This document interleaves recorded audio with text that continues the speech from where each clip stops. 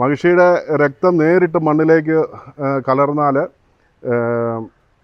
തലമുറകളുണ്ടാവും. അതുകൊണ്ട് ഈ അസ്ത്രം തറഞ്ഞ് മരണവെപ്രാളത്തിൽ കിടന്ന മഹിഷിയെ കൊമ്പിൽ കടന്നു പിടിച്ച് താഴേക്ക് വലിച്ചഴച്ച് രുദ്രകുളം എന്ന് പറയുന്ന ഈ കുളത്തിൽ കൊണ്ടുവന്ന് മുക്കുകയും അതിനുശേഷം വാളുപയോഗിച്ച് അറന്താം വെട്ടി മഹിഷിയുടെ കഥ കഴിക്കുകയുണ്ടായത്.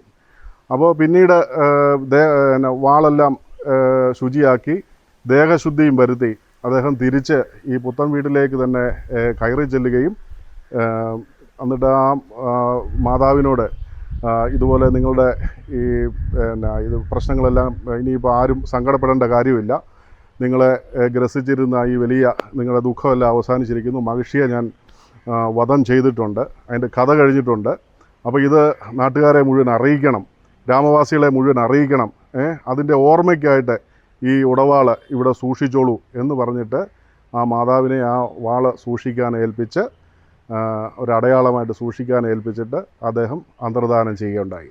അങ്ങനെ മഹിഷി നിഗ്രഹത്തിൻ്റെ ആ ഐതിഹ്യ സ്മരണകൾ ആണ് എരുമേലി പേട്ടതുള്ളൽ.